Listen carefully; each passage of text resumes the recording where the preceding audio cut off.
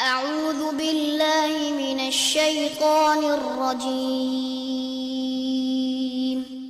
بسم الله الرحمن الرحيم. نحمده ونستعينه ونستغفره ونعوذ بالله من شرور أنفسنا ومن سيئات أعمالنا من يهده الله فلا مضل له ومن يضلل فلا هادي له وأشهد أن لا إله إلا الله وحده لا شريك له وأشهد أن محمدا عبده ورسوله يا أيها الذين آمنوا اتقوا الله حق تقاته ولا تموتن إلا وأنتم مسلمون يا أيها الناس اتقوا ربكم الذي خلقكم من نفس واحدة وخلق منها زوجها وبث منهما رجالا كثيرا ونساء واتقوا الله الذي تساءلون به والأرحام إن الله كان عليكم رقيبا يا أيها الذين آمنوا اتقوا الله وقولوا قولا سديدا يصلح لكم أعمالكم ويغفر لكم ذنوبكم ومن يطع الله ورسوله فقد فاز فوزا عظيما أما بعد فإن خير الحديث كتاب الله وخير الهدي هدي محمد صلى الله عليه وسلم وشر الأمور محدثاتها وكل محدثة بدعة وكل بدعة ضلالة وكل ضلالة في النار۔ شرح سنہ امام بربہاری رحمہ اللہ کی عظیم الشان تالیف، اور اس کے بہت سے مسائل ہم پڑھ چکے ہیں۔ آج جس مسئلے سے درس کا آغاز ہوگا اس کا نمبر ہے 150۔ مسئلہ نمبر 150 میں امام بربہاری رحمہ اللہ فرماتے ہیں والمحنۃ فی الاسلام بدعۃ، اسلام میں امتحان لینا یہ ایک بدعت ہے۔ وَأَمَّا الْيَوْمَ فَيُمْتَحَنُ بِالسُّنَّةِ، لیکن آج امتحان لیا جائے گا سنت کے ذریعے، عقیدے کے ذریعے، احادیث کے ذریعے۔ لِقَوْلِهِ، کیونکہ آپ علیہ السلام کا فرمان ہے إِنَّ هَذَا الْعِلْمَ دِینٌ، کہ یہ علم دین ہے۔ فَانظُرُوا، پس تم دیکھو، غور کرو، عَمَّنْ تَأْخُذُونَ دِینَکُمْ، کہ کس سے تم لے رہے ہو اپنا دین۔ اور آپ کا یہ بھی فرمان ہے کہ وَلَا تَقْبَلُوا الْحَدِيثَ، اور حدیث کو قبول نہ کرو، إِلَّا مِمَّنْ، مگر اس شخص سے تقبلون شہادتہ، جس کی تم شہادت اور گواہی قبول کرتے ہو۔ تو یہ ہے مسئلہ نمبر 150۔ اب ہم بڑھتے ہیں اس کی تفصیلات کی طرف، بلکہ اس مسئلے کا کچھ حصہ باقی رہ گیا، وہ بھی مکمل کر دوں۔ امام بربہاری اس کے بعد کہتے ہیں فَتَنْظُرْ، تو آپ دیکھیں، یعنی کہ وہ شخص جس سے آپ علم لینے لگے ہیں اس کو آپ دیکھیں، اس کے معاملے پہ غور کریں۔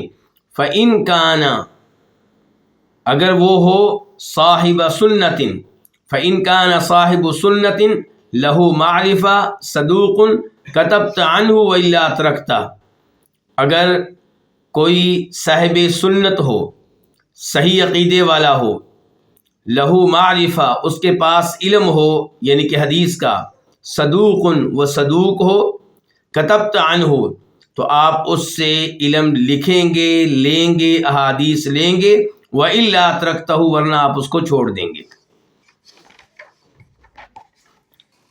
سب سے پہلے امام بربہاری کیا کہہ رہے ہیں کہ اسلام میں امتحان لینا، کسی کی آزمائش کرنا، یہ بدعت ہے، یعنی کہ کسی مسلمان کو چیک کرنا، یہ جو ہے یہ بدعت ہے۔ ایسا کام نبی علیہ السلام کے زمانے میں نہیں تھا، اسی لیے بہت سے منافقین بھی مسلمان شمار ہوتے تھے۔ کیوں؟ کیونکہ انہوں نے کلمہ پڑھ لیا ہے، کیونکہ بظاہر وہ نبی علیہ السلام کو رسول اور نبی مانتے ہیں، اس لیے انہیں مسلمانوں میں سے شمار کیا گیا اور انہیں مسلمانوں والے حقوق دیے گئے۔ تو اصول کیا ہے، ضابطہ کیا ہے کہ جس نے بھی کلمہ پڑھا جو بھی اپنے آپ کو مسلمان کہتا ہے ہم اسے مسلمان مانیں گے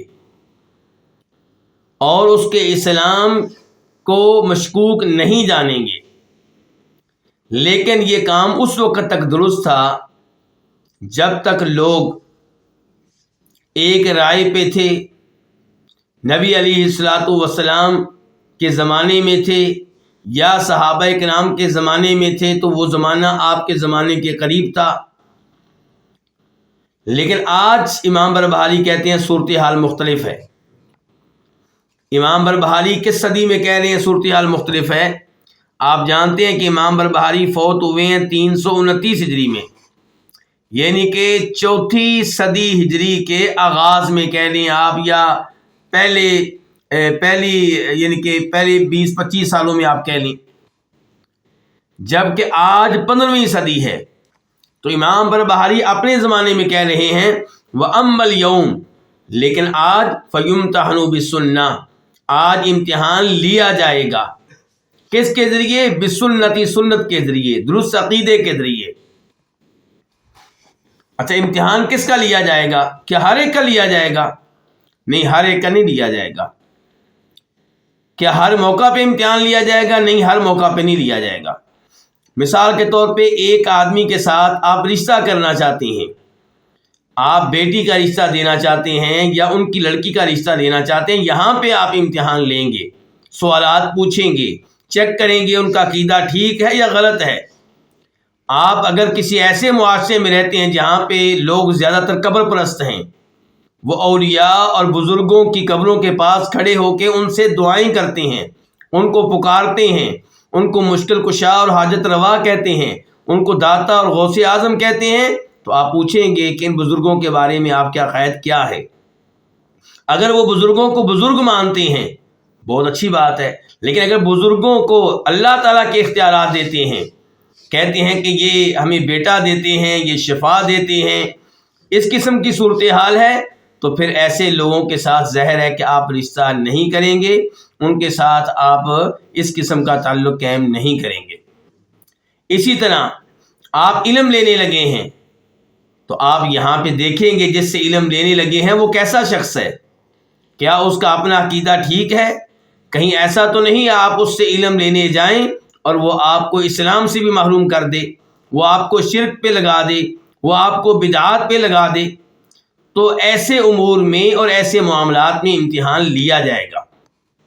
ایسے ہی کسی شخص کو آپ ہمیشہ ہمیشہ کے لیے مستقل طور پہ کاروبار میں اپنا پارٹنر بنانا چاہتے ہیں، تو یہاں پہ بھی آپ امتحان لیں گے، تاکہ کہیں ایسا نہ ہو کہ آپ کا گہرا تعلق قائم ہو جائے ان لوگوں سے جو غلط عقیدے کے اوپر ہیں اور جن کے غلط عقائد آپ پہ اثر انداز ہوں۔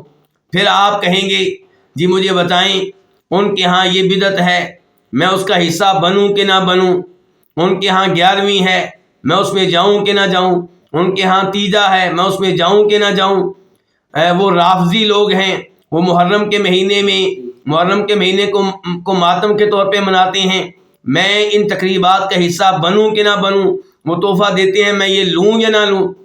تو بعد میں آپ ان مسائل کا شکار ہوں تو بہتر ہے کہ شروع سے ہی آپ چیک کر لیں کہ جن لوگوں کے ساتھ آپ مسلسل چلنے لگے ہیں، جن کے ساتھ مسلسل آپ نے اٹھنا بیٹھنا کرنا ہے، وہ کیسے لوگ ہیں۔ اور یہ امتحان بھی اس ملک میں لیا جائے گا، اس شہر میں لیا جائے گا جہاں بدعتی لوگوں کی کثرت ہو، ان کا غلبہ ہو۔ اگر ایسے ملک میں آپ ہیں جہاں بدعتی لوگ کم ہیں تو وہاں پہ بھی اتنی جلدی امتحان لینے کی ضرورت نہیں ہے۔ تو امام بربہاری کہہ رہے ہیں وَأَمَّا الْيَوْمُ، تو آج جو ہے امتحان لیا جائے گا۔ نبی علیہ الصلوۃ والسلام کے زمانے میں گروہ نہیں تھے، بعد میں امت اختلافات کا شکار ہوئی، کئی گروہوں میں بٹ گئی، اور آپ علیہ الصلوۃ والسلام نے پہلے ہی خبردار کر دیا تھا، ترمذی شریف کی صحیح حدیث ہے کہ میری امت 73 فرقوں میں تقسیم ہو جائے گی، سب کے سب جہنم میں جائیں گے سوائے ایک کے، وہ جہنم سے محفوظ رہے گا۔ صحابہ کرام رضوان اللہ علیہم اجمعین نے سوال کیا اے اللہ کے رسول یہ کامیاب گروہ کون سا ہوگا؟ فرمایا جو میرے اور میرے صحابہ کرام کے طریقہ کار پہ ہوگا۔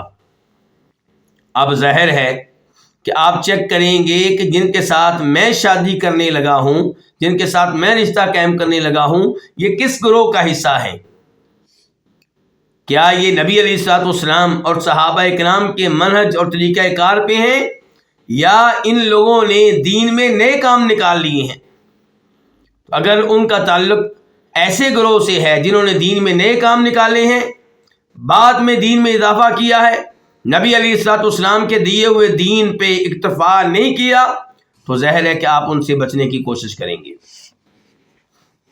یہ اصول بیان کرنے کے بعد کہ آج امتحان لیا جائے گا لوگوں کا، ان کا عقیدہ چیک کیا جائے گا، دلیل دے رہے ہیں امام بربہاری، کہتے ہیں کہ نبی علیہ الصلوۃ والسلام نے فرمایا تھا ان ھذا العلم دین، کہ یہ علم دین ہے، فانظروا، پس تم دیکھو کہ تم کس سے اپنا دین لے رہے ہو۔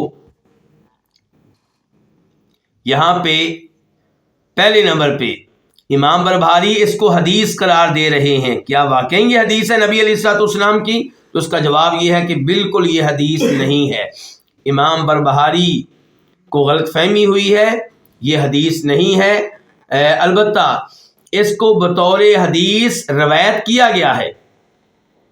آپ اس معاملے میں شیخ البانی کی مشہور و معروف کتاب دیکھ سکتے ہیں، سلسلۃ الاحادیث الضعیفہ۔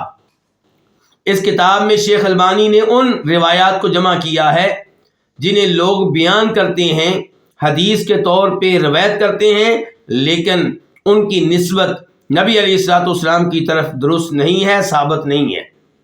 تو وہاں پہ روایت نمبر 2481 2481 شیخ البانی نے واضح کیا ہے کہ یہ الفاظ نبی علیہ الصلوۃ والسلام سے ثابت نہیں ہیں، اور بنیادی طور پہ ان الفاظ کو روایت کرنے والے اماموں میں سے ایک امام ہے امام دیلمی، اور وہ اس کو روایت کرتے ہیں اپنی کتاب مسند الفردوس میں۔ تو پھر یہ الفاظ کہاں سے آئے؟ در حقیقت یہ الفاظ ہیں امام محمد ابن سیرین کے، مشہور و معروف تابعی ہیں، بہت بڑے امام ہیں، اور ان کے یہ الفاظ امام مسلم اپنی صحیح مسلم کے مقدمے میں لے کر آئے ہیں۔ تو میں ان کی کتاب کی طرف آپ کو لے کر جاؤں گا تاکہ براہ راست یہ الفاظ آپ سن سکیں۔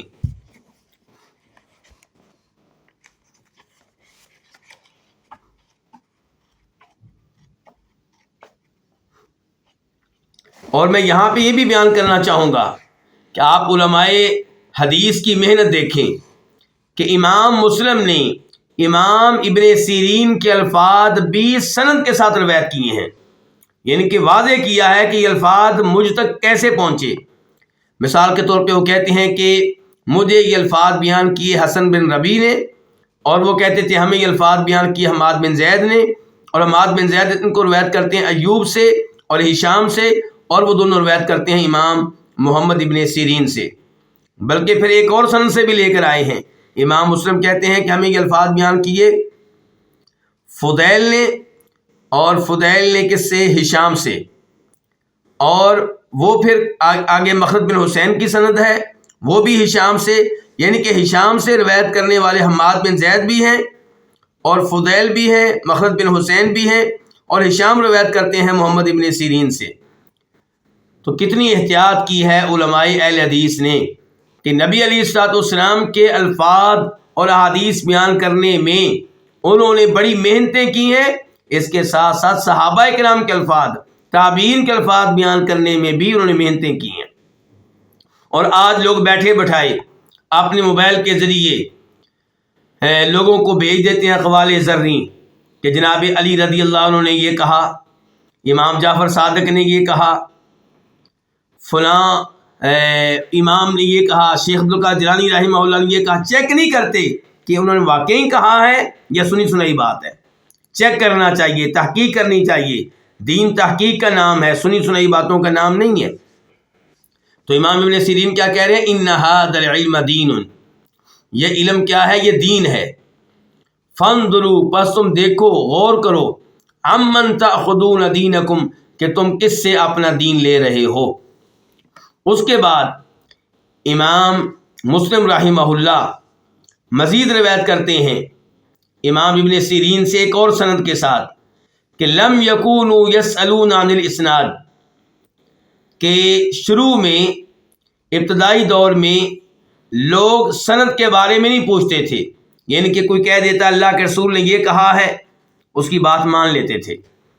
اور ابن سیرین کون ہے؟ تابعی، یعنی کہ صحابہ کرام کے زمانے میں یہ تھے، تو یہ کہہ رہے ہیں کہ اس زمانے میں شروع میں ہم کسی سے یہ نہیں کہتے تھے کہ حدیث تمہارے پاس کہاں سے آئی، کوئی کہتا اللہ کے رسول نے یہ کہا، ہم یقین کر لیتے تھے، کیونکہ سب لوگ اچھے تھے، کسی کے اوپر شک و شبہ نہیں تھا۔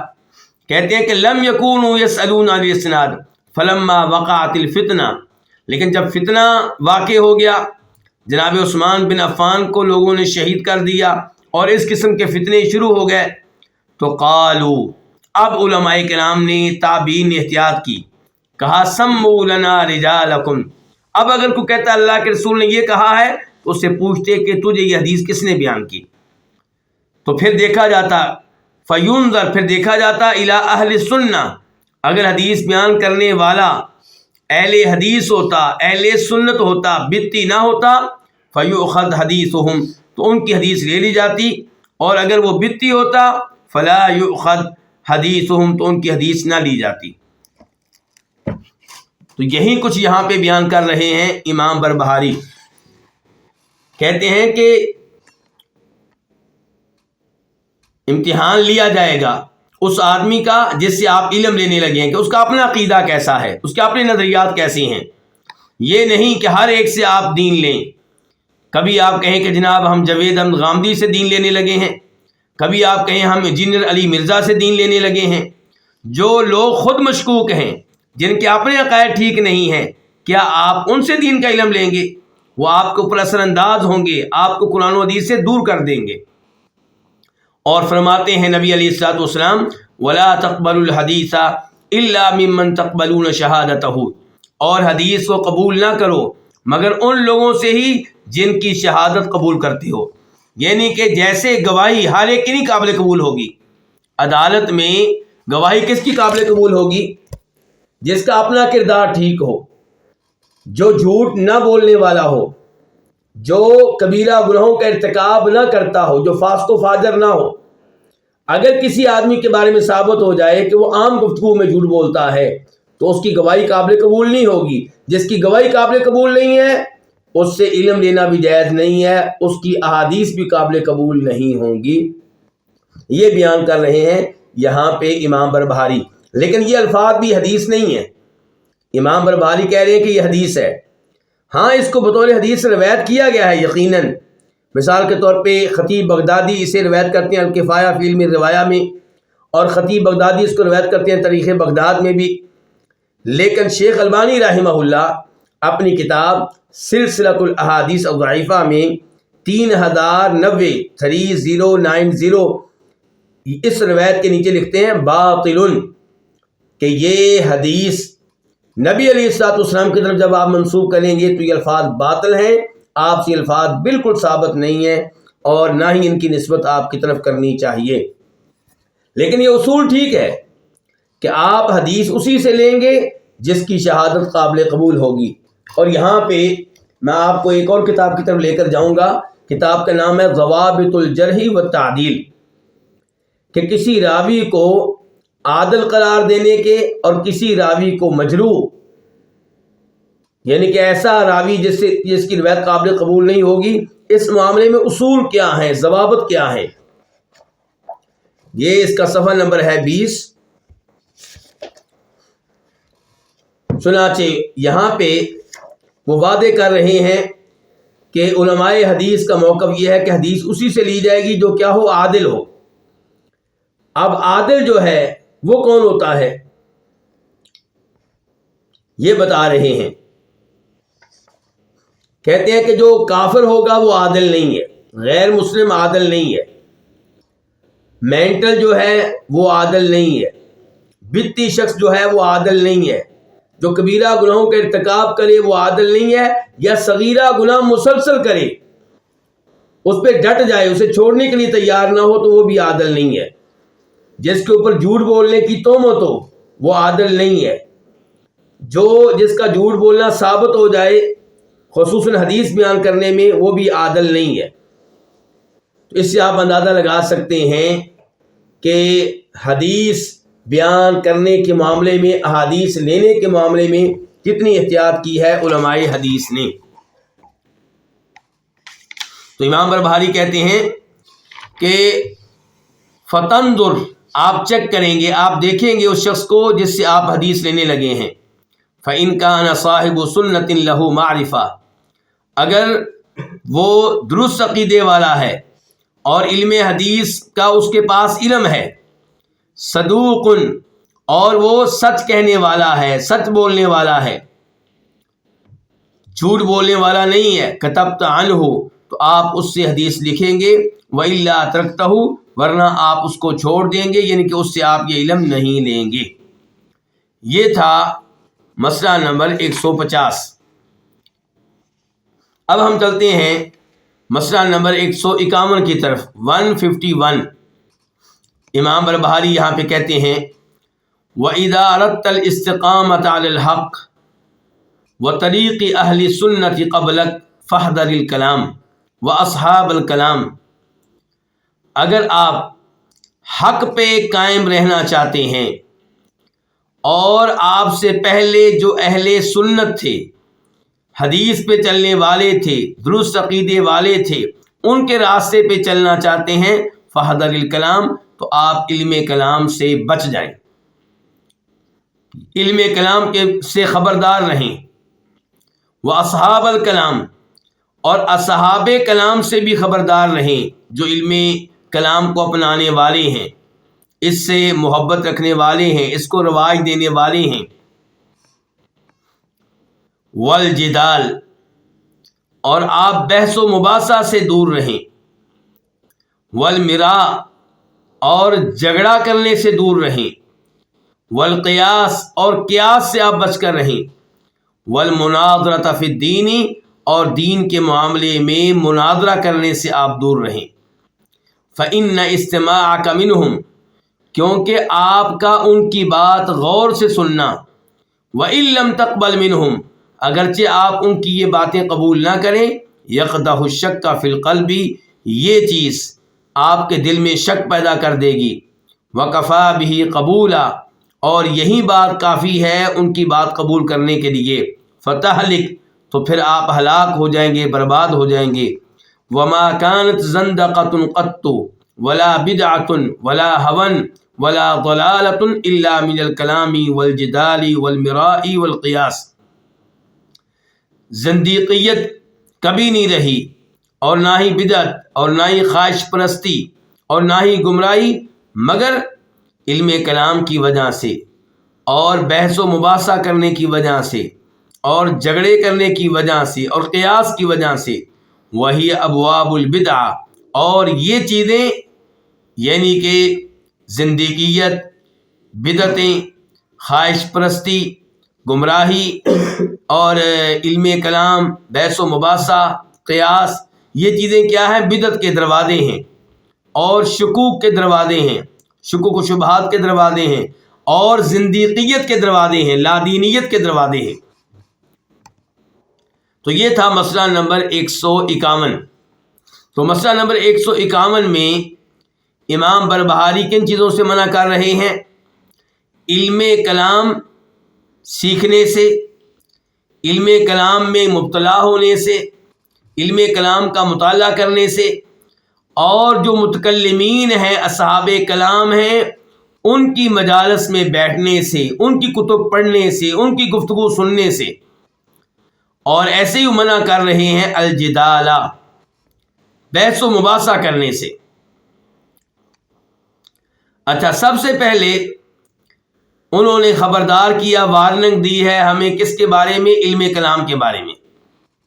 علم کلام پڑھنے والے لوگ عام طور پہ اللہ کی صفات کے منکر بن جاتے ہیں، اللہ تعالیٰ کے ناموں کے معانی اور مفاہیم کے منکر بن جاتے ہیں، تقدیر کے معاملے میں گمراہیوں میں مبتلا ہو جاتے ہیں۔ اس لیے علم کلام اور اصحاب کلام سے بچ کر رہنا چاہیے۔ ایسے ہی جو بحث و مباحثہ کریں دین کے معاملات میں، جھگڑا کریں دین کے معاملات میں، اور جھگڑا اس لیے نہ ہو کہ دین کو ثابت کیا جائے، توحید کو ثابت کیا جائے، اللہ کے ناموں کو ثابت کیا جائے، اللہ کی صفات کو ثابت کیا جائے، بلکہ یہ جھگڑا ہو صفات کا انکار کرنے کے لیے، تقدیر کا انکار کرنے کے لیے، آخرت کے امور کا انکار کرنے کے لیے، تو پھر ایسے بحث و مباحثہ میں مبتلا نہیں ہونا چاہیے، اس کا حصہ نہیں بننا چاہیے۔ اللہ تعالیٰ فرماتے ہیں ما یجادل فی آیات اللہ الا الذین کفروا، اللہ تعالیٰ کی آیتوں کے بارے میں بحث و مباحثہ نہیں کرتے مگر وہ جو کافر ہیں، یعنی کہ اللہ کی آیتوں کی تردید کرنے کے لیے، ان کی تکذیب کرنے کے لیے یہ جو بحث و مباحثہ ہے یہ کافروں کا کام ہے۔ تو اس لیے جو دین حق پہ ہے اسے اس کا حصہ نہیں بننا چاہیے۔ والقیاس، ایسے ہی قیاس سے بھی بچیں۔ قیاس سے مراد یہاں پہ کون سا قیاس ہے؟ ایک تو یہ ہے کہ آپ آخرت کے امور کو دنیاوی امور پہ قیاس کریں، اس سے آپ بچ جائیں، کیونکہ آخرت کے امور کو آپ نے دیکھا نہیں، آپ کو ان کی حقیقت کا علم نہیں، آپ کیسے ان کو دنیاوی امور پہ قیاس کریں گے؟ یہ غلط ہوگا۔ اور جہاں تک تعلق ہے احکام کا، نماز روزے کا، حج زکوٰۃ کا، کاروبار کا، تجارت کا، تو یہاں پہ بھی قیاس ایک ہوتا ہے قیاس باطل، قیاس فاسد، اور ایک ہوتا ہے قیاس صحیح۔ تو قیاس صحیح تو ٹھیک ہے، اس میں کوئی حرج نہیں ہے، لیکن قیاس فاسد، مثال کے طور پہ حدیث موجود ہے کسی مسئلے میں اور آپ اس حدیث کو نظر انداز کر کے قیاس سے کام لے رہے ہیں اور حدیث کی مخالفت کر رہے ہیں، تو ایسا قیاس غلط ہوگا۔ والمناظرۃ فی الدین، اور ایسے دینی امور میں مناظرہ کرنا، اس سے بھی آپ بچ کر رہیں۔ البتہ وہ مناظرہ کر سکتا ہے جس کو مناظرے میں مہارت حاصل ہے، جو دین حق کے دلائل کو، نصوص کو صحیح معنوں میں جانتا ہے، صحیح عقیدے کے دلائل کو جانتا ہے، اور مخالفین کے عقائد اور نظریات کی غلطی کو دلائل کی روشنی میں جانتا ہے، وہ مناظرہ کرے تو کرے۔ لیکن جس کو نہ دین حق کے دلائل کا علم ہے اور نہ اس کو مخالفین کے غلط دلائل کا علم ہے، تو وہ مناظرہ کیسے کرے گا؟ وہ مناظرہ کرے گا تو دین کے لیے رسوائی اور ذلت کا سبب بنے گا، اور خود بھی ممکن ہے کہ راہ حق سے محروم ہو جائے۔ کہتے ہیں فَإِنَّ اسْتِمَاعَكَ مِنْهُمْ، آپ کا ان کی باتیں غور سے سننا، کن کی؟ اصحاب کلام کی، متکلمین کی۔ وَإِن لَمْ تَقْبَلْ مِنْهُمْ، اگرچہ آپ ان کی باتیں قبول نہ کریں، لیکن صبح و شام آپ کا ان کی باتیں سننا، يَقْدَحُ الشَّكَّ فِي الْقَلْبِ، یہ آپ کے دل میں شکوک و شبہات پیدا کر دے گا۔ اور یہ بات بالکل ٹھیک ہے۔ آپ دیکھیں آج کے زمانے میں جو لوگ جاوید غامدی کو سنتے ہیں، وہ نبی علیہ السلام کی احادیث کے معاملے میں شکوک و شبہات کا شکار ہو جاتے ہیں، حتیٰ کہ صحیح بخاری، صحیح مسلم کی احادیث بھی ان کے ہاں مشکوک رہتی ہیں، اور پھر وہ گمراہی کے اندھیروں میں ٹامک ٹوئیاں مار رہے ہوتے ہیں، ٹکرے مار رہے ہوتے ہیں، پھر دل ان کا دین پہ مطمئن نہیں ہوتا۔ یہی صورتحال ہے علی مرزا جہلمی کے جو پیروکار ہیں ان کی۔ کسی زمانے میں جب وہ اس کو نہیں سنتے تھے، ان کے دل میں صحابہ کرام کی محبت تھی، صحابہ کرام کے بارے میں مطمئن تھے، ان کے بارے میں غلط الفاظ کہنے کا وہ تصور بھی نہیں کر سکتے تھے، اور آج کھلے عام کہتے ہیں، یا نہیں کہتے تو کم از کم دلوں میں شکوک و شبہات پیدا ہو چکے ہیں صحابہ کرام کے تعلق سے، جناب امیر معاویہ کے تعلق سے، جناب مغیرہ بن شعبہ کے تعلق سے، جناب عمر بن عاص کے تعلق سے، جناب ابو موسیٰ اشعری کے تعلق سے۔ تو کیا ضرورت پڑی ہے آپ کو ایسے سپیکرز کو سننے کی جن کو سننے سے آپ کا ایمان تازہ ہونے کی بجائے، ایمان بڑھنے کی بجائے، قرآن و حدیث پہ آپ کے یقین میں اضافہ ہونے کی بجائے آپ کے دل میں شکوک و شبہات پیدا ہونا شروع ہو جائیں؟ تو امام بربہاری کہتے ہیں کہ وَكَفَى بِهِ قَبُولًا، یہ کام کافی ہے قبول ہونے کے لحاظ سے، یعنی کہ جب آپ کے دل میں سوالات پیدا ہونا شروع ہو جائیں گے، شکوک و شبہات پیدا ہونا شروع ہو جائیں گے، تو یہ شکوک و شبہات سیڑھی بن جائیں گے ان کی گفتگو کو قبول کرنے کی. پھر آپ گمراہ لوگوں کی گفتگو قبول کرنا شروع کر دیں گے، فتح ہلک، تو آپ ہلاک ہو جائیں گے، تباہ و برباد ہو جائیں گے. کئی لوگ کہتے ہیں نہیں جی ہر ایک کی بات سننی چاہیے، آزادی کے ہم قائل ہیں. بھئی ہر ایک کی بات آپ تب سنیں جب درست عقیدہ آپ اچھی طرح پڑھے ہوئے ہوں، درست عقیدے کے دلائل کو آپ جانتے ہوں. جب درست عقیدے کے دلائل آپ نے پڑھے نہیں، قرآن کا ترجمہ پڑھا نہیں، قرآن کی تفسیر پڑھی نہیں، بخاری مسلم آپ نے پڑھی نہیں، عقیدے کی کتب آپ نے پڑھی نہیں، اور آپ چل پڑے ہیں یعنی کہ سب کا مطالعہ کرنے، تو کیا حال ہوگا آپ کا؟ پھر شکوک و شبہات آپ کے دل میں گھر کریں گے، آپ کے دل میں جگہ بنا لیں گے، اور آپ پھر گمراہ ہو سکتے ہیں. اس لیے ایسی حرکت آپ نہ کریں، اپنے آپ کو مصیبت میں آپ نہ ڈالیں. امام بربہاری کہتے ہیں وما كانت زندقة قط ولا بدعة ولا هوى ولا ضلال الا من الكلام والجدال، کہ زندیقیت، لا دینیت کبھی بھی نہیں رہی، اور نہ ہی کوئی بدعت، اور نہ ہی خواہش پرستی، اور نہ ہی گمراہی، مگر کس کی وجہ سے؟ علم کلام کی وجہ سے. علم کلام یہ کیا کرتا ہے؟ علم کلام آپ کو یہ سبق دیتا ہے کہ قرآن و حدیث کے دلائل جو ہیں یہ ظنی ہیں، یقینی نہیں ہیں. قرآن کا جو معنی ہم سمجھیں ہو سکتا ہے یہ معنی مراد نہ ہو. احادیث جو ہم تک پہنچی ہیں چاہے بخاری مسلم کی ہوں، ہو سکتا ہے اللہ کے رسول نے نہ کہی ہوں. اس قسم کے شکوک و شبہات ہمارے دلوں میں پیدا کیے جاتے ہیں، اور پھر ہمارا یقین بڑھایا جاتا ہے کن پہ؟ گمراہ چیزوں پہ. جو بھی قرآن و حدیث کے معاملے میں اپنے عقیدے کو کمزور کر لے گا وہ پھر کسی اور چیز کے اوپر یقین کرے گا. اب وہ اور چیز کیا ہوگی؟ جاوید احمد غامدی صاحب کے پاس آپ چلے جائیں، بخاری مسلم کی احادیث تو مشکوک ہو گئیں، ٹھیک ہے جی، اب کیا متبادل آپ کے پاس؟ اب کہتے ہیں قرآن کی تفسیر کے لیے ہم رابطہ کریں گے کن سے؟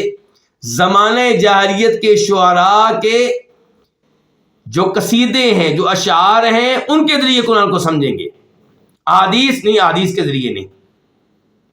جبکہ علماء حدیث نے احادیث حاصل کرنے میں بڑی محنتیں کی ہیں، سندیں بیان کی ہیں. اگر کہیں بھی مشکوک راوی تھا اس حدیث کو ناقابل اعتماد اور ضعیف قرار دے دیا گیا. اچھا، جو عربی شعراء کے شعر ہیں ان کی کیا دلیل ہے کہ انہوں نے یہ شعر کہے تھے؟ کیا سند ہے ان کی؟ لیکن کبھی نہیں غور کریں گے ان کے اوپر یقین، عربی شعراء کے شعروں پہ یقین، ان کے ذریعے قرآن کو سمجھیں گے. اور نبی علیہ السلام کی حدیث ان کے بارے میں شکوک و شبہات پیدا کر دیے گئے. انا للہ و انا الیہ راجعون. تو یہ کچھ ہوتا ہے جب ہم ایسے امور میں داخل ہوتے ہیں. علی مرزا جیلمی کو جو لوگ سنتے ہیں ان کو آپ دیکھ لیں، صحابہ کرام پہ تو یقین اور اعتماد کو کمزور کر دیا گیا. اس کے متبادل کے طور پہ کیا دیا گیا؟ اس کے متبادل کے طور پہ یہ دیا گیا کہ کئی رافضیوں پہ اعتماد بڑھ گیا، یقین بڑھ گیا، ان کے بارے میں دل نرم ہو گئے، ان کے بارے میں دل موم ہو گئے. صحابہ کرام پہ تنقید کرتے ہوئے لہجہ جارحانہ، اور رافضیوں کے اوپر تنقید کرنی پڑ بھی جائے تو لہجے میں بڑی نرمی. تو کیا کہہ رہے ہیں امام بربہاری؟ وما کان زندقۃ قط، کبھی بھی زندیقیت نہیں رہی، اور نہ ہی کوئی بدعت، اور نہ ہی کوئی خواہش پرستی، اور نہ کوئی گمراہی، مگر کس کی وجہ سے؟ علم کلام کی وجہ سے، والجدال اور بحث و مباحثہ کی وجہ سے، والمراء اور جھگڑے کی وجہ سے، والقیاس اور قیاس کی وجہ سے. وہیا، اور یہ امور سے مراد کون سے امور ہیں؟ علم کلام اور بحث و مباحثہ اور جھگڑا اور قیاس، یہ بدعت کے دروازے ہیں، شکوک و شبہات کے دروازے ہیں، زندیقیت کے دروازے ہیں. تو ہیا سے مراد صرف یہ آخری چیزیں ہیں، پہلی چیزیں نہیں ہیں. اس کے بعد امام بربہاری مسئلہ نمبر 152 کی طرف بڑھتے ہیں، 152. اور اس مسئلے میں امام بربہاری کیا کہتے ہیں؟ فاللہ اللہ فی نفسک، تو آپ اللہ سے ڈریں، آپ اللہ سے ڈریں اپنے نفس کے معاملے میں، اپنی جان کے معاملے میں۔ وعلیک بالاثر واصحاب الاثر والتقلید، اور آپ اختیار کریں، لازم پکڑ لیں کس کو؟ آثار کو، احادیث کو، واصحاب الاثر، اور احادیث پہ چلنے والوں کو، محدثین کو، صحابہ کرام کو، تابعین کو، تبع تابعین کو۔ والتقلید، اور تقلید کو اپنا لیں۔ تقلید سے مراد یہاں پہ کیا ہے؟ اتباع، پیروی، جیسا کہ آگے چل کر معلوم ہوگا۔ فإن الدین انما هو بالتقلید، کیونکہ دین جو ہے وہ نام ہے کس کا؟ تقلید کا۔ یعنی للنبی و صحابہ رضوان اللہ علیہم، تقلید سے مراد کیا ہے؟ نبی علیہ الصلوۃ والسلام کی تقلید، تو آپ کی تقلید جو ہے اس کو اتباع کہتے ہیں، اور صحابہ کرام کی تقلید، اور صحابہ کرام کی جب مجموعی تقلید کی جائے گی تو وہ کیا ہے؟ وہ بھی اتباع ہے۔ تو یہاں کسی ایک آدمی کو امام بنا کر صرف اسی کے اقوال اور اسی کے فتاویٰ کو اپنا لینا، اس کی دعوت نہیں دی جا رہی، بلکہ نبی علیہ السلام کی تقلید یعنی کہ اتباع، اور صحابہ کرام کے مجموعی عقیدے کی اتباع، اور وہ کیا ہوگا؟ وہ نبی علیہ السلام کے مطابق ہوگا۔ ومن قبلنا، اور جو ہم سے پہلے ہیں، لم یدعونا فی لبس، انہوں نے ہمیں نہیں رہنے دیا، ہمیں نہیں چھوڑا، فی لبس، کسی اختلاط میں۔ فقلدہم، تو آپ ان کی تقلید کریں، واسترح، اور راحت حاصل کریں، آرام پائیں، سکون پائیں۔ ولا تجاوز الاثر واہل الاثر، اور آپ آثار کو، احادیث کو اور اصحاب حدیث کو کراس نہ کریں۔ وقف عند المتشابہ، اور متشابہ امور کے پاس آپ ٹھہر جائیں، رک جائیں۔ ولا تقس شیئا، اور کسی چیز کو آپ قیاس نہ کریں۔ ولا تطلب من عندك حیلة ترد بها على اہل البدع، اور آپ اپنی طرف سے کوئی ایسا ہیلا تلاش نہ کریں جس سے آپ بدعتوں پہ رد کریں، کیونکہ آپ کو حکم دیا گیا ہے ان سے خاموش رہنے کا۔ ولا تمکنہم من نفسک، آپ انہیں اپنے آپ پہ قدرت نہ دیں۔ اما علمت، کیا آپ کو یہ بات معلوم نہیں ہے؟ ان محمد ابن سیرین، کہ امام محمد ابن سیرین، فی فضلہ، اپنی فضیلت کے باوجود، اپنے افضل ہونے کے باوجود، لم یجب رجلا من اہل البدع فی مسئلۃ واحدہ، انہوں نے بدعتیوں میں سے ایک آدمی کو ایک مسئلے میں بھی کوئی جواب نہیں دیا۔ ولا سمع منہ آیۃ من کتاب اللہ، اور نہ اس بدعتی سے اللہ کی کتاب کی کوئی ایت سنی۔ فقیل لہ، جب اس مسئلے میں ان سے گفتگو کی گئی تو کہنے لگے، اخاف، مجھے خطرہ تھا، ان یحرفہا، کہ وہ اس ایت کی تحریف کرے گا، اس کا معنی تبدیل کر دے گا، فیقع فی قلبی شیء، تو میرے دل میں کوئی چیز واقع ہو جائے گی، بیٹھ جائے گی، ٹھہر جائے گی۔ بڑا اہم مسئلہ ہے، اس کے اوپر غور کرتے ہیں دھیان سے، توجہ سے۔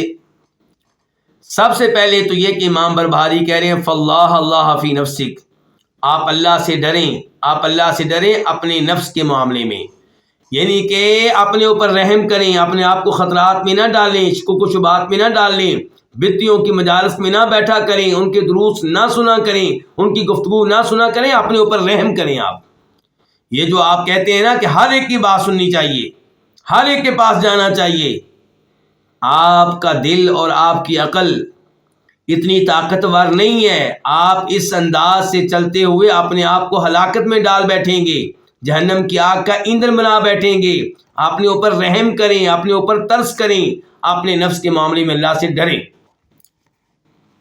ٹھیک ہے جی، اللہ سے ڈرتا ہوں، اب کیا کروں؟ امام بربہاری کہتے ہیں میں بتاتا ہوں کیا کریں۔ وعلیک بالاثر واصحاب الاثر، آپ لازم پکڑ لیں، آپ اختیار کریں کن کو؟ احادیث کو۔ احادیث کو اختیار کریں گے تو آپ نجات پائیں گے۔ واصحاب الاثر، اور آپ اختیار کریں احادیث پہ چلنے والوں کو۔ آپ کن کو اپنا نمونہ بنائیں؟ جو احادیث پہ چلتے تھے، جو احادیث کو اپنی عقل کے مقابلے میں نظر انداز نہیں کرتے تھے، بلکہ احادیث کے سامنے اپنی عقل کو پیچھے کر دیتے تھے۔ آپ ان کو اپنائیں جو اپنے مسلک کو احادیث کے مقابلے میں پیچھے کر دیتے ہیں، ان کو نہیں جو احادیث کی تعویلیں کرتے ہیں اپنے مسلک کا دفاع کرنے میں، مسلک کو بچانے کے لیے۔ امام بربہاری کہہ رہے ہیں علیک بالاثر، آثار کو، احادیث کو اختیار کریں، واصحاب الاثر، اور ان کو اختیار کریں جو احادیث کو اپنانے والے تھے، اہل حدیث تھے، اہل سنت تھے، اور نبی علیہ السلام کی احادیث کو ہر چیز پہ مقدم رکھا کرتے تھے۔ والتقلیدی، اور آپ تقلید کو اختیار کریں۔ تقلید کے دو مطلب ہوں گے، ایک مطلب یہ ہوگا کہ آپ کسی خاص شخص کے مقلد بن جائیں، پیروکار بن جائیں، اور آپ یہ کہیں کہ جو یہ فتویٰ دے گا، جو اس کا قول ہوگا، میں آنکھیں بند کر کے اسے مانوں گا، دلیل ہو یا نہ ہو۔ اور یہ غلط ہے، یہ مذموم ہے، اس کی دین میں کوئی گنجائش نہیں ہے۔ اور دوسرا تقلید کا مطلب ہے اتباع، یعنی کہ نبی علیہ السلام کی پیروی کرنا یا آپ کے بعد میں آنے والوں کی بات ماننا دلائل کی روشنی میں، کتاب و سنت کی نصوص کی روشنی میں۔ یعنی کہ اگر بعد میں آنے والے کی بات اس کی تائید ہوتی ہو قرآن کے ذریعے، احادیث کے ذریعے، تو اس کی بات کو لے لینا۔ اگر قرآن و حدیث اس کے فتوے کی مخالفت کریں تو قرآن و حدیث کو سینے سے لگا لینا اور اس کے فتوے کو دیوار پہ دے مارنا، یہ ہے تقلید دوسری جو صحیح ہے، اور اس کو اتباع کہتے ہیں۔ بہتر تھا کہ امام بربہاری یہاں پہ اتباع کا لفظ استعمال کرتے، تقلید کا لفظ سرے سے استعمال نہ کرتے، لیکن انہوں نے استعمال تو کیا ہے، لیکن ساتھ ہی بتا دیا کہ میری مراد کیا ہے۔ تقلید کے لفظ سے پہلے وہ کیا کہہ رہے ہیں، دیکھیں، احادیث کو اختیار کریں اور احادیث پہ چلنے والوں کو آپ اختیار کریں، ان سے علم لیں، ان کے ساتھ آپ اٹھنا بیٹھنا اپنا معمول بنائیں، ان کی مجالس کا آپ حصہ بنیں، ان کے ساتھ آپ رشتے ناطے کریں۔ اور پھر کہتے ہیں وہ تقلید، اور تقلید کو اختیار کریں۔ پھر کہتے ہیں فإن الدین انما هو بالتقلید، دین جو ہے وہ تقلید کے ذریعے ہے، یعنی کہ اتباع کے ذریعے ہے، کیونکہ اس کے بعد کیا آ رہا ہے، یعنی للنبی صلی اللہ علیہ وسلم وصحابہ، تقلید کس کی؟ نبی علیہ السلام کی۔ اور اس کو کیا کہتے ہیں؟ اتباع۔ اللہ تعالیٰ کہتے ہیں قل ان کنتم تحبون اللہ فاتبعونی یحببکم اللہ ویغفر لکم ذنوبکم، اگر تمہیں اللہ سے محبت ہے تو پھر اللہ کے نبی علیہ السلام کی اتباع کرو، ان کے نقش قدم پہ چلو۔ اللہ تعالیٰ کہتے ہیں لقد کان لکم فی رسول اللہ اسوۃ حسنہ، نبی علیہ السلام کی زندگی میں تمہارے لیے بہترین نمونہ ہے۔ تو یعنی للنبی صلی اللہ علیہ وسلم و اصحابہ، تو دین جو ہے وہ کہتے ہیں کہ تقلید کے ذریعے ہم تک پہنچا ہے۔ تقلید کس کی؟ نبی علیہ السلام کی اور آپ کے اصحاب کی۔ تو آپ کے اصحاب جو ہیں وہ ان کا جو مجموعی عقیدہ ہے، ان کے جو مجموعی خیالات ہیں، آراء ہیں، یقیناً وہ دین ہے، انہوں نے قرآن سے لیے ہیں، نبی علیہ السلام کی احادیث سے لیے ہیں۔ اسی لیے تو ترمذی شریف کی حدیث ہے کہ آپ نے کہا تھا میری امت 73 فرقوں میں تقسیم ہو جائے گی، تو آپ سے اور آپ نے کہا ان میں سے 72 جہنم میں جائیں گے، ایک جنت میں جائے گا۔ تو پوچھا گیا یہ نجات پانے والا، جہنم سے محفوظ رہنے والا، جنت میں جانے والا گروہ کون سا ہوگا؟ فرمایا جو میرے اور میرے صحابہ کرام کے طریقے پہ ہوگا۔ تو آپ کے صحابہ کرام جس دین پہ تھے یقیناً وہ نبی علیہ السلام والا دین ہے۔ ہاں یہ ممکن ہے کسی ایک صحابی کا کوئی ایسا قول ہو جس کے مقابلے میں حدیث کچھ اور کہہ رہی ہو، صحابی کو وہ حدیث معلوم نہ ہو، تو ہم وہاں پہ صحابی کا عمل یا اس کا قول نہیں لیں گے، وہاں پہ قرآن کو لیں گے، نبی علیہ السلام کی احادیث کو لیں گے۔ مثال کے طور پہ چند صحابہ کرام سے ثابت ہے جو ایک مٹھ کے بعد داڑھی کو کاٹ لیتے تھے، تو یہاں پہ ہم ان صحابہ کے عمل کو نہیں لیں گے، ہم نبی علیہ السلام کی احادیث کو لیں گے، جن میں صاف صاف آپ کہتے ہیں، بخاری مسلم کی حدیث ہیں، داڑھی کو بڑھاؤ، داڑھی کو لٹکاؤ، داڑھی کو، ان کے مفہوم یہ کہ داڑھی کو اس کی حالت پہ چھوڑ دیا جائے، اس لیے یہاں پہ حدیث کو لیا جائے گا اور ان 3-4 صحابہ کرام کے عمل کو نہیں لیا جائے گا۔ اس کے بعد کہتے ہیں امام بربہاری ومن قبلنا، اور جو ہم سے پہلے ہیں، کون؟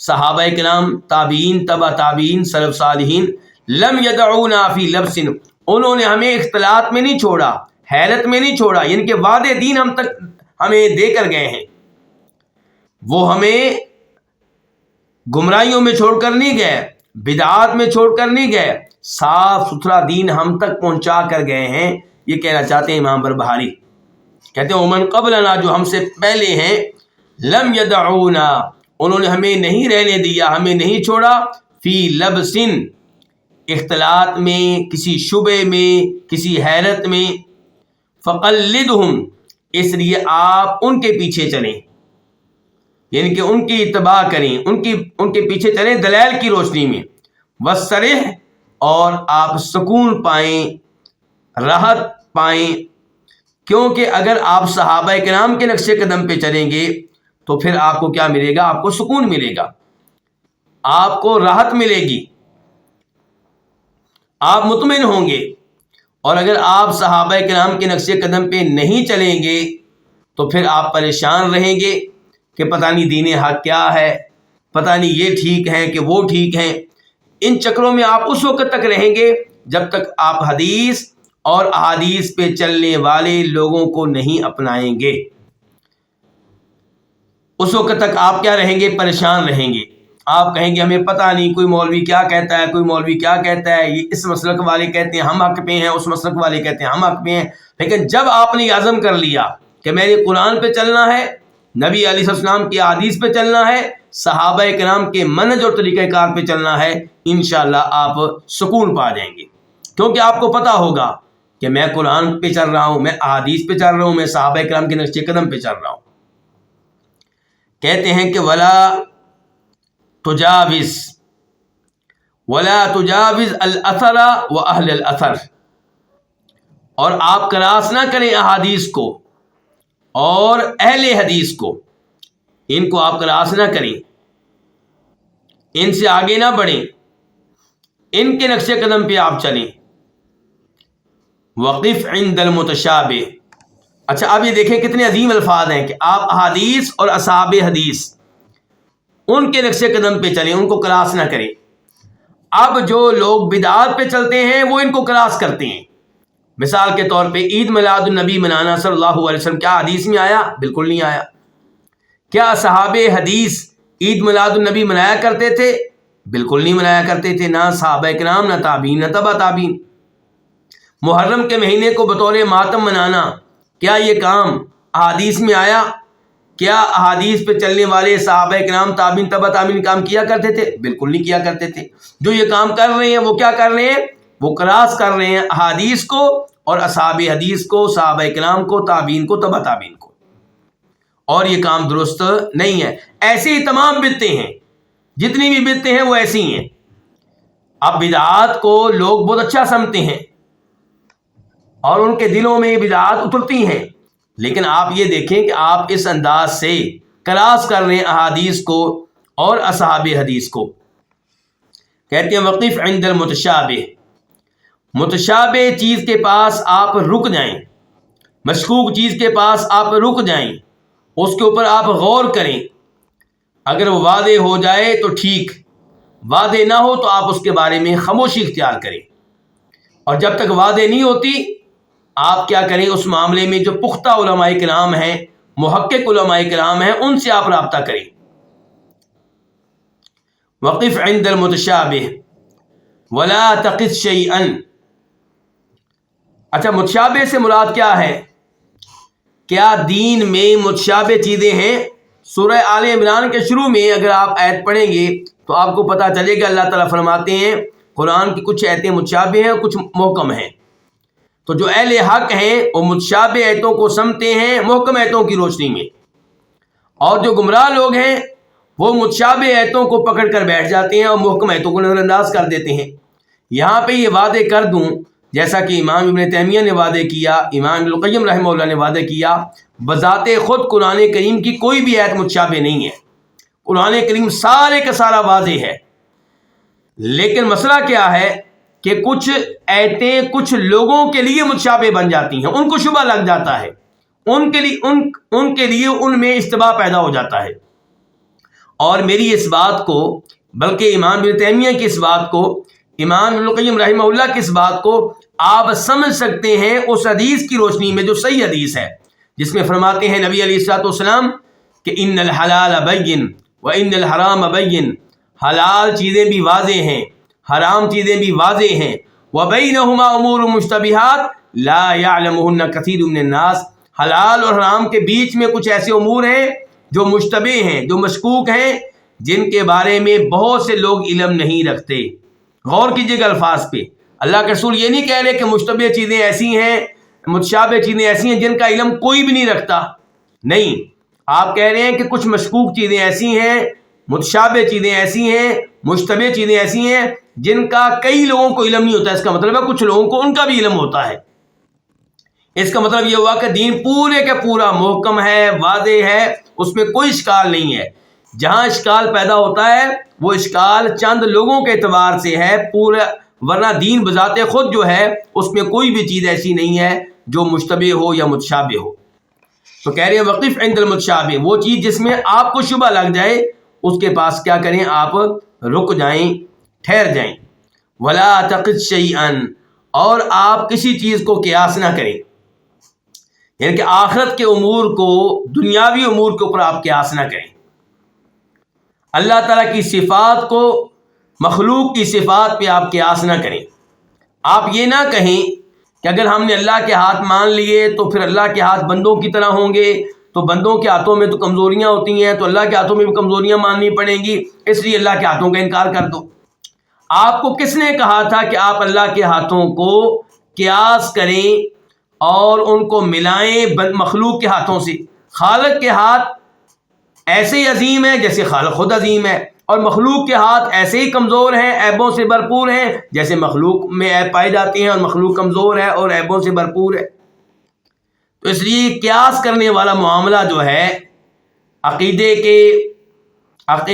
کے لحاظ سے آخرت کے امور کا قیاس دنیاوی امور پہ، اللہ کی صفات کا قیاس بندوں کی صفات پہ، یہ غلط ہوگا، یہ درست نہیں ہوگا۔ اور جہاں تک تعلق احکام کا، فقہی احکام کا، تو ان میں قیاس صحیح بھی ہوتا ہے، فاسد بھی ہوتا ہے۔ جو قیاس صحیح ہے وہ قابل قبول ہے، جو قیاس فاسد ہے وہ ناقابل قبول ہے۔ اس کے بعد امام بربہاری کہتے ہیں وَلَا تَطْلُبْ مِنْ عِنْدِكَ حِيلَةً تَرُدُّ بِهَا عَلَىٰ أَهْلِ الْبِدْعِ، آپ اپنی طرف سے کوئی ہیلہ طلب نہ کریں، تلاش نہ کریں جس ہیلے سے آپ بدعتوں پہ رد کریں، کیونکہ آپ کو ان سے خاموش رہنے کا حکم دیا گیا ہے اور ان کو آپ اپنے اوپر قدرت نہ دیں۔ یہ بڑی اہم نصیحت ہے امام بربہاری کی۔ آپ نے دیکھا ہوگا کئی لوگ، ان کے پاس باقاعدہ دین کا علم نہیں ہوتا، لیکن جذبات ہوتے ہیں، دین کا دفاع کرنا چاہتے ہیں، اور دین اور صحیح عقیدے کے اوپر جو لوگ یعنی کہ اعتراض کرتے ہیں انہیں جواب دینا چاہتے ہیں۔ غیرت بہت زیادہ ہے، حمیت بہت زیادہ ہے۔ اب وہ کیا کرتے ہیں، اسلام کا دفاع، صحیح عقیدے کا دفاع اپنی عقل سے، اٹکل پچو سے شروع کر دیتے ہیں۔ اب ان کے دلائل مضبوط نہیں ہوتے، ان کے دلائل میں کمزوریاں ہوتی ہیں، غلطیاں ہوتی ہیں، تو بدعتی لوگوں کو ان پہ ہنسنے کا، ان کے مذاق اڑانے کا موقع مل جاتا ہے، اور پھر کیا ہوتا ہے کہ دوسرے لوگ دین کا مذاق اڑاتے ہیں۔ وہ سمجھتے ہیں شاید دین اسلام کمزور ہے، وہ سمجھتے ہیں شاید اہل توحید کمزور ہیں، وہ سمجھتے ہیں اہل حدیث کمزور ہیں۔ تو جب آپ کے پاس علم نہیں ہے، آپ مناظرے کے میدان میں کیوں آتے ہیں؟ آپ نے دیکھا ہوگا ٹی وی چینلز پہ بھی دین کے امور پہ دفاع کرنے کے لیے کسی ایسے عالم دین کو بلا لیا جاتا ہے جس کی داڑھی تو ہوتی ہے، کپڑے اچھے پہنے ہوتے ہیں، گفتگو کرنے میں بھی ماہر ہے، لیکن دین کا علم اس کے پاس باقاعدہ نہیں ہے، چند معلومات ہیں۔ اب پھر اس کے مقابلے میں کسی پرلے درجے کے گمراہ شخص کو بٹھا دیا جائے گا، کسی لبرل کو، اور وہ جناب اسلام پہ چڑھائی کر رہا ہوگا، علماء پہ چڑھائی کر رہا ہوگا، اور یہ سامنے بیٹھا ہے اور تماشا بنا ہوا ہے، دین کے لیے ازمیش بنا ہوا ہے، اہل حق کے لیے ازمیش بنا ہوا ہے۔ اب جو نئی نسل ہے ہماری، وہ سمجھتے ہیں کہ شاید علماء کے پاس کوئی علم نہیں ہے، دلائل نہیں ہے، اور یہ ایسی ہوائی باتیں کرتے رہتے ہیں، اور ان کا دین سے، حق سے اعتماد اٹھ جاتا ہے۔ تو امام بربہاری کہہ رہے ہیں ایسا کام آپ نہ کریں۔ اگر آپ باقاعدہ دین کے عالم ہیں، گفتگو کرنے میں بھی ماہر ہیں، اسلام کا دفاع کرنا چاہتے ہیں، مطالعہ کر کے کوئی حرج نہیں ہے، لیکن ایسے ہی آپ دین کے لیے آزمائش بن جائیں اور دین کے ساتھ مذاق اڑائے جانے کا سبب بن جائیں، تو یہ چیز ایسا آپ نہ کریں۔ جب آپ کے پاس علم نہیں ہے تو آپ کو پھر یہ حکم نہیں دیا گیا کہ آپ بتیوں کا مقابلہ کریں، پھر آپ کے لیے یہی حکم ہے کہ آپ خاموشی اختیار کریں۔ کہتے ہیں وَلَا تَطْلُبْ مِنْ عِنْدِكَ حِيلَةً، آپ اپنی طرف سے کوئی ہیلہ تلاش نہ کریں، ترد بها، جس ہیلے سے آپ رد کرنے لگیں علی اہل البدع، بدعیوں کا، فَإِنَّكَ امرت بالسکوت عنہم، کیونکہ آپ کو حکم دیا گیا ہے ان سے خاموش رہنے کا، ولا تمکنہم من نفسک، اور آپ انہیں اپنے اوپر قدرت نہ دیں، یعنی کہ ایسا نہ ہو کہ آپ جہالت کی بنیاد پہ ان پہ رد کریں اور پھر وہ آپ پہ رد کریں اور پھر آپ سمجھیں کہ شاید ہمارا موقف کمزور ہے، جبکہ موقف آپ کا ٹھیک تھا، آپ خود کمزور تھے، آپ کے پاس دلائل نہیں تھے۔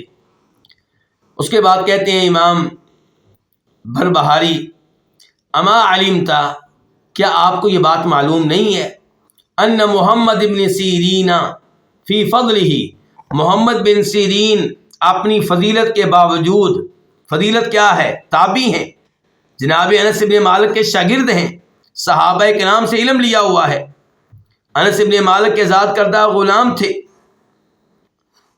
اور بہت بڑے فقیہ تھے، بڑے متقی تھے، بڑے پرہیزگار تھے، اس سب کے باوجود دیکھیے کتنی احتیاط کرتے ہیں بدعیوں سے مقابلہ کرنے کے معاملے میں اور ان کے ساتھ گفتگو کرنے کے معاملے میں۔ کیا احتیاط ہے سنیے، کہتے ہیں کہ کیا آپ کو یہ بات معلوم نہیں ہے کہ امام محمد بن سیرین فی فضلہ، اپنی فضیلت کے باوجود، لم یجب رجل من اہل البدع فی مسئلۃ واحدہ، انہوں نے بدعیوں میں سے ایک شخص کو کسی ایک مسئلے میں بھی جواب نہیں دیا، وہ سوال کرتا رہا، انہوں نے کوئی جواب نہیں دیا۔ ولا سمع منہ آیۃ من کتاب اللہ، اور نہ ہی اس سے اللہ کی کتاب میں سے ایک آیت سنی۔ فقیل لہ، جب ان پہ اعتراض کیا گیا، ان سے کہا گیا حضرت وہ قرآن کی آیت آپ کو سنانا چاہتا تھا، آپ نے کیوں نہیں سنی اس سے؟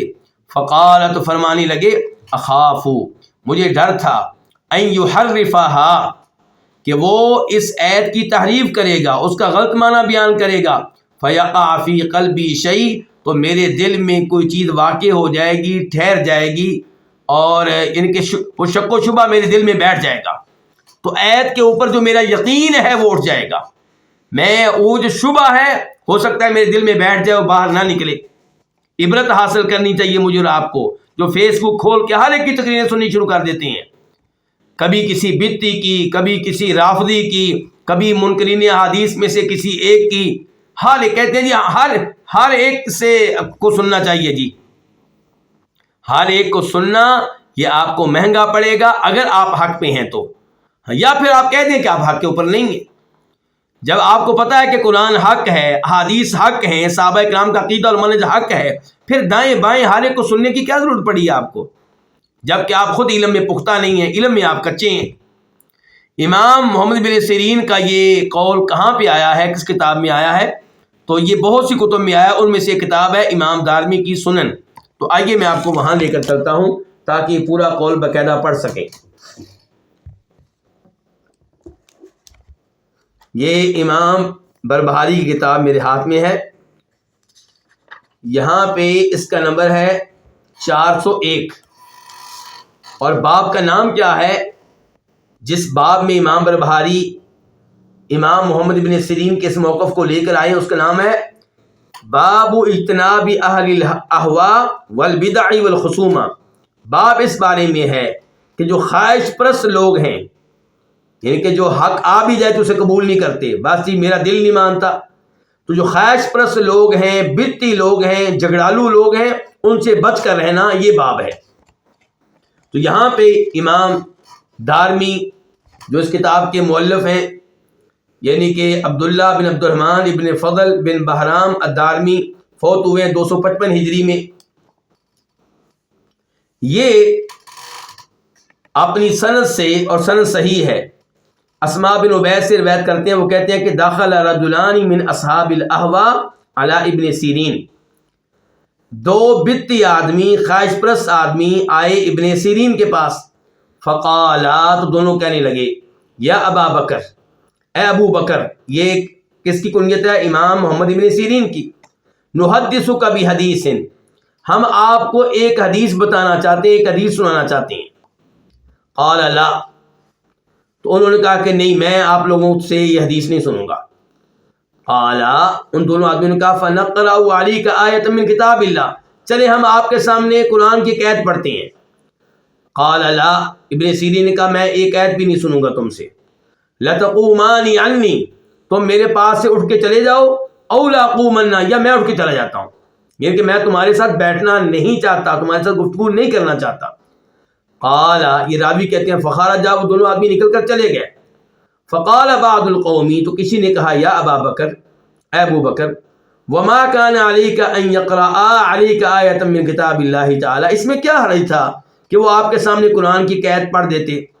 قال، تو امام بربہاری نے، امام ابن سیرین نے کہا انی خشیت، مجھے خطرہ یہ تھا کہ ان يقرأ علی آیۃ، میرے سامنے وہ ایک آیت کی تلاوت کریں گے، فیحرفانھا، تفسیر کرتے ہوئے اس کا معنی تبدیل کر دیں گے، فیقر ذلک فی قلبی، تو یہ غلط معنی میرے دل میں بیٹھ جائے گا، نکل نہیں سکے گا، مجھے یہ ڈر تھا۔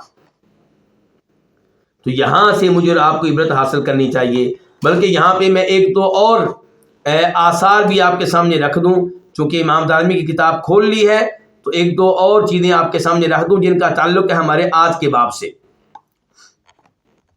یہ دیکھیں، امام حسن بصری اور امام محمد ابن سیرین ایک اور جگہ پہ کہتے ہیں لا تجالسوا اصحاب الاہواء، جو خواہش پرست ہیں، اپنے آپ کو قرآن و حدیث کی نصوص کے سامنے جھکاتے نہیں ہیں، ان کی مجلس میں مت بیٹھو، ولا تجادلوہم، اور ان سے بحث و مباحثہ مت کرو، ولا تسمعوا منہم، اور ان کی کوئی بات نہ سنو۔ تو اس کی سند بھی بالکل ٹھیک ہے۔ اور ایسے ہی ایک اور جگہ پہ کان ابراہیم لا یری غیبۃ للمبتدع، ابراہیم نخعی بدتی کی غیبت کو غیبت قرار نہیں دیتے تھے، ان کے بدتی کے بارے میں آپ بتائیں کہ یہ اس بدعت پہ عمل کرتا ہے، اس کے میں یہ بدعت پائی جاتی ہے، یہ لوگوں میں اس بدعت کو عام کر رہا ہے، ایسی باتیں کرنے کو وہ جرم نہیں سمجھتے تھے، غیبت کہتے تھے، یہ غیبت نہیں ہے۔ ان کے بدتی لوگوں کی بدعات کے بارے میں خبردار کرنا لوگوں کو، یہ کوئی غیبت نہیں ہے۔ یہ کون، کس کا موقف ہے؟ ابراہیم نخعی کا۔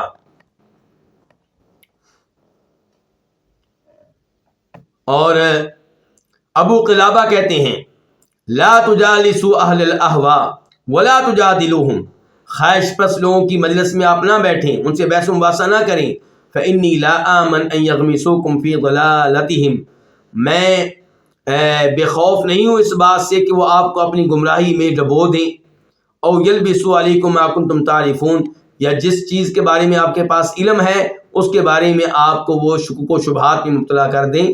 تو اس لیے ہاں، اگر کوئی بدعتوں میں سے عام آدمی ہے، نارمل آدمی، اس سے آپ گفتگو کر سکتے ہیں، اس کی اصلاح کرنی چاہیے تاکہ وہ بدعات سے نکل جائے۔ لیکن بدعتوں کا عالم دین، بدعتوں میں جو متحرک قسم کا آدمی ہے، اس کے پاس آپ بیٹھیں، اس کی مجلس کا حصہ بنیں، خود آپ کے پاس باقاعدہ علم نہیں ہے، یہ چیز نہایت خطرناک ہے۔ تو ہمیں عبرت حاصل کرنی چاہیے امام بربہاری کی ان باتوں سے، بڑی عظیم باتیں ہیں، بڑی شاندار باتیں ہیں، ان میں ہمارے لیے عبرت کا سامان ہے۔ میں آخر میں پھر ترجمہ کرنے لگا ہوں اس آخری مسئلے کا۔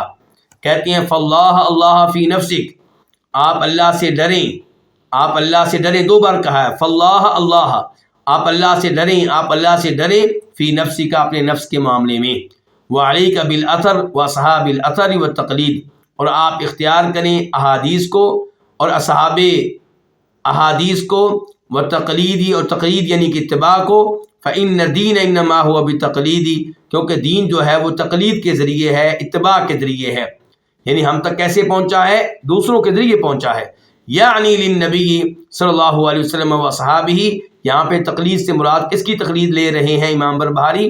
نبی علیہ الصلوۃ والسلام کی تقلید اور آپ کے صحابہ کرام رضی اللہ عنہم کی تقلید۔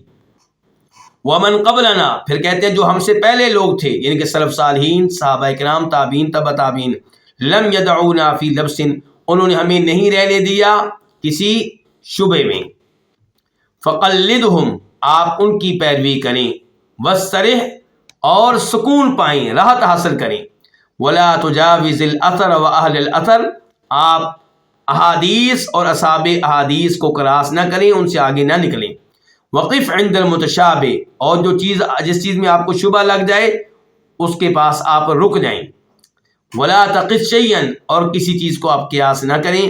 ولا تطلب من عندك حیلة ترد بها على اہل البدع، اور آپ اپنی طرف سے کوئی ہیلہ طلب نہ کریں جس سے آپ بدعتوں پہ رد کریں.